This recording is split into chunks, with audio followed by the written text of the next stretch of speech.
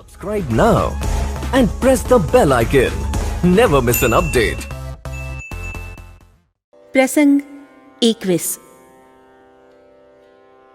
સમરથ શરણાગત હિતકારી ગુણગાહક અઘ અવગુણહારી. રાજકોટમાં શ્રીરામ મહાયજ્ઞ કર્યા પછી પૂજ્ય શ્રી અનંતપુર પધાર્યા. ત્યાંથી અવંતી બહેનના 16 વર્ષના પુત્ર રમેશ ભૈયાને સાથે લઈને ક્યાંક એકાંતમાં ચાલ્યા ગયા. ભક્ત મંડળ એમને મહિનાઓ સુધી શોધતું રહ્યું, પરંતુ એમનો ક્યાંય પત્તો લાગ્યો નહીં. એ એકાંતવાસ દરમિયાન એમનો મુકામ ગાઢ જંગલમાં રહેતો.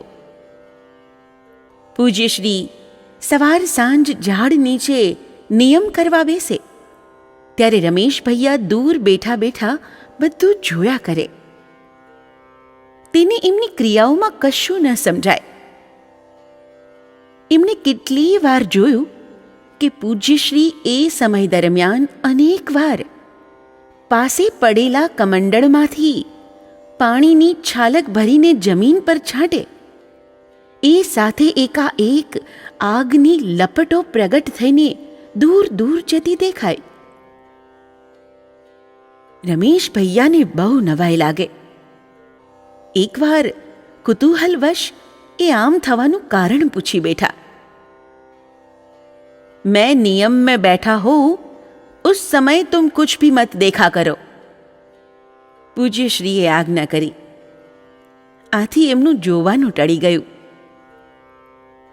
ત્યારે રમેશ ભૈયાની શરીર પ્રકૃતિ નબળી રહેતી, એટલે એ સ્કૂલમાં ભણી શક્યા નહોતા.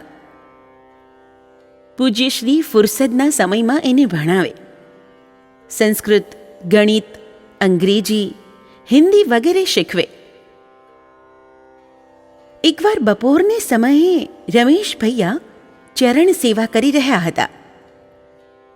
પૂજ્યશ્રીએ ઝાડ નીચે લંબાવ્યું હતું ને અંગ્રેજીનો વર્ગ શરૂ થયો. રમેશ, બોલો MAN મેન યાને આદમી, CAT કેટ યાને બિલ્લી, WHAT વોટ યાને ક્યા. રમેશ ભૈયાને પહેલા 2 શબ્દ તો સહેલાઈથી સમજાઈ ગયા, પરંતુ આ ત્રીજો શબ્દ કેમે સમજાયો નહીં. એને એમ હતું કે જેમ કેટ યાને ક્યા એમ કોઈ પૂછે તો એનો ઉત્તર બિલ્લી હોય, એમ વોટ યાને ક્યા એવો સવાલ પૂછે ત્યારે એનો પણ બિલ્લી જેવો કોઈક અર્થ જરૂર હોય. કોઈ રીતે એને સમજાયું જ નહીં કે વોટ એટલે જ ક્યાં. પૂજ્ય શ્રી કંટાળ્યા. એક શબ્દ પાછળ જ સાંજ વીતી ગઈ. એમણે પાસે પડેલો ઘાસનો પૂળો ઉચકીને રમેશ ભૈયા પર નાખ્યો. બધું ઘાસ એના શરીર પર વેરાઈ ગયું. એ દેખાવે તેઓ શ્રીને ખૂબ હસાવ્યા. 3 દિવસની માથાફોડ પછી રમેશ ભૈયા માંડ શીખ્યા કે વોટ યાને ક્યાં એમ કોઈ પૂછે તો એનો અર્થ પણ ક્યાં જ થાય. ઘણીવાર પૂજ્ય શ્રી એને સવાલ પૂછે, બેટા मेरे पास रहोगे कि अपने माता पिता के पास? रमेश भैया झट जवाब आपे, आपनी पासे. वे बुलाएंगे तो? आप हाँ कहो तो जईश, ना कहो तो नहीं जाओ. સરળતાથી એ બોલી ઉઠે. પૂજ્યશ્રી એમની સરળતા પર વારી જાય. પાછળથી પૂજ્યશ્રીએ રમેશ ભૈયાને રોટી બનાવતા, મોટર ચલાવતા અને સરપંચગીરી કરતા પણ શીખવ્યું. આ બાજુ મહિનાઓથી પૂજ્યશ્રીના કંઈ જ સમાચાર ન મળવાથી રાજકોટમાં સૌ ચિંતામાં પડ્યા. પ્રયાગજીભાઈ, કાંતિલાલભાઈ, ગોરધનભાઈ, અભુભાઈ, હજુભાઈ સહિત કુલ 7 ભાઈઓ એમને શોધવા નીકળ્યા.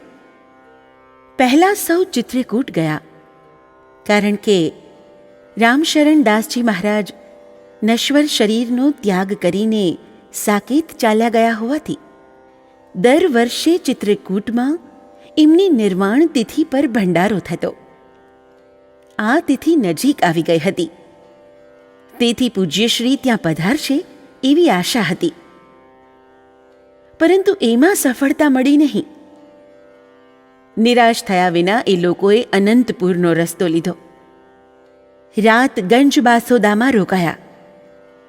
બીજે દિવસે બપોરે ત્યાંથી આગળ ચાલ્યા, પરંતુ રસ્તો ભૂલ્યા અને રાત પડી ગઈ. અંધારું ઘોર, કંઈ સૂઝે નહીં. એ ઓછું હોય તેમ પવનના સુસવાટા અને ગાજવીજ શરૂ થયા અને થોડી વારમાં વરસાદ તૂટી પડ્યો.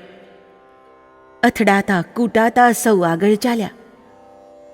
ત્યાં પ્રાગજીભાઈને ઠેસ વાગી અને એ ઊંડા ખાબોચિયામાં જઈ પડ્યા. એમાં પાણી ભર્યું હતું. મૂંઝાઈને એ બૂમ પાડી ઉઠ્યા, મને જટ બહાર કાઢો, નહીં તો હું આમાં જ મરી જઈશ. હસવું કે રડવું એની કોઈને સમજ ન પડી. સાથીઓએ એમને બહાર કાઢ્યા. સૌ સખત ઠંડીમાં ધ્રુજતા પલળતા થેબા ખાતા જેમ તેમ કરીને એક ગામ પહોંચ્યા. ગામના મુખીએ સૌનું સ્વાગત કર્યું અને બધાના દીદાર જોઈને ઝટ ઝટ તાપણું સળગાવ્યું. પછી એક લોટો ભરીને ગરમ ગરમ દૂધ લઈ આવ્યા. બધા એકસાથે બોલી ઉઠ્યા, અમને ચા જોઈએ છે મુખિયાજી, દૂધ નહીં. બિચારા મુખિયાજી, ચા એટલે શું એની જેમને ખબર નહોતી. વાતચીત દરમિયાન મુખીએ તેમને કહ્યું કે તમે લોકો કોઈ રીતે અનંતપુર નહીં પહોંચી શકો, કારણ કે વરસાદના પાણી અને કીચડથી રસ્તો બંધ થઈ ગયો છે. હવે છેલ્લે શરણાગતિનો આશરો લઈને બધા એક સાથે પૂજ્યશ્રીનું સ્મરણ કરવા લાગ્યા. આપત્તિ એ પ્રપત્તિરૂપી સોનાને કસવાનો પથ્થર છે. એના પર ઘસાઈને તેમની નિષ્ઠા ખરી ઉતરી. સૌના આશ્ચર્ય વચ્ચે થોડીવાર પછી રમેશ ભૈયા ત્યાં આવી પહોંચ્યા અને કહ્યું, ચાલો, તમને બધાને મહારાજશ્રી બોલાવે છે. તેઓ શ્રી આ ગામની બહાર જ છે. આનંદાતી રેકમાં સૌ રમેશ ભૈયાને ભેટી પડ્યા અને પછી તેની સાથે પૂજ્યશ્રી પાસે ગયા. પૂજ્યશ્રી કૂવા પર બેઠા હતા. ભીના કપડાં, પ્રસન્ન મુખમુદ્રા. તરત બોલ્યા, क्यों मेरे पीछे पीछे फिर रहे हो? यदि मैं हिमालय में चला गया तो उधर भी तुम लोग ऐसे ही मेरा पीछा करोगे क्या? बारिश में तुम लोगों के साथ मैं भी भीग गया हूं. ત્યાંથી બધા ગામમાં પાછા આવ્યા. ભક્તોએ દુકાનમાંથી 2 કોરા વસ્ત્ર મંગાવ્યા. પૂજ્યશ્રીએ પોતાનો ભીનો અચલો બદલ્યો. થોડીવાર પછી એક દીનજન ત્યાં આવ્યો. તેના કપડાં સાવ ફાટેલા હતા. તેઓ શ્રીએ બીજું કોરું વસ્ત્ર ઉપાડીને એને આપી દીધું અને ખીચડી બનાવીને બધાને જમાડ્યા. બાપુ, આ વર્ષે રાજકોટમાં મુદ્દલ વરસાદ નથી. એક જણે બોલવાની શરૂઆત કરી. फिक्र न करो, कल दिन के 11 बजे राजकोट में जरूर वर्षा होगी. पूज्यश्रीए કહ્યું. તપાસ કરતા બરાબર એ પ્રમાણે જ થયું હતું. ત્યાંથી બધા સિરોંજ ગયા. ત્યાં પૂજ્યશ્રીએ 4 દિવસ સુધી બધાને ખૂબ આનંદ કરાવીને એ લોકોએ વેઠેલી હાડમારીનો બદલો વાળી આપ્યો. એમને પ્રસન્ન જોઈને 3-4 ભક્તોએ તેમને કંઠી બાંધવાની પ્રાર્થના કરી. मैंने शिष्य करना बंद किया है. ना बापू, हमारे तो कंठी लेवी ज छे. अच्छा, ऐसी बात है. जिसको कंठी लेना हो उसको 35 बार नदी में स्नान करना होगा. हळवा हास्य સાથે જવાબ મળ્યો. ભક્તોએ આ શરત સ્વીકારી લીધી. બધા 7-8 વાર શ્રદ્ધાપૂર્વક નાહ્યા. શરીરે ઠંડીનો ચમકારો લાગ્યો, છતાં પાછા ન પડ્યા. તેઓ શ્રીએ એટલી વાર નવડાવીને એ લોકોના કોણ જાણે કેટલા જન્મના પાપ ધોઈ નાખ્યા હશે. અંતે પૂજ્યશ્રી બોલ્યા, तुम्हारी निष्ठा और मेरी दीक्षा पूरी हुई. चलो अब कंठी बंधवाने को तैयार हो जाओ. બધી વિધિ પત્યા પછી બીજે દિવસે તેઓ શ્રીએ સૌને રાજકોટ પાછા ફરવા માટે નીકળી જવાનું કહ્યું. સૌથી મોટી ચિંતા પૈસાની આવી પડી. એમની પાસે બધાની ટિકિટ જેટલા રૂપિયા બચ્યા નહોતા. હવે શું કરવું? આખરે સૌ હજુભાઈની વીંટી અને ભગવાનજીભાઈના સોનાના બટન ગામમાં વેચીને રાજકોટ ભેગા થવાનો નિર્ણય લઈને સૂતા. બીજે દિવસે રજા લેવા ગયા. પ્રણામ કરીને બેઠા કે તરત સહજ ભાવે બોલતા હોય એમ પૂજ્યશ્રીએ કહ્યું, देखो सोना कभी बेचना नहीं. रमेश के बहनों वृंदावन जी से 300 रुपये ले जाओ. ऐसी तकलीफ नहीं उठाना. ભક્તોનો આટલો ખ્યાલ રાખનાર વત્સલ અને સર્વજ્ઞ શ્રી ગુરુદેવના ચરણોમાં માથું નમાવીને સૌ આંસુભરી આંખે વિદાય થયા.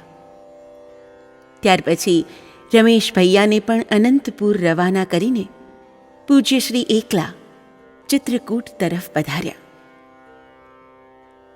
બલિહારી ગુરુ આપકી પલ પલ में कई बार पशु मेट हरिजन किए कछु न लागी वार. सर्वे त्रह सुखिनः सन्तु सर्वे सन्तु निरामयाः सर्वे भद्राणि पश्यन्तु मां कश्चिद् दुःखमाप्नुयात्. जय गुरुदेव, जय Siyaram. Subscribe now and press the bell icon.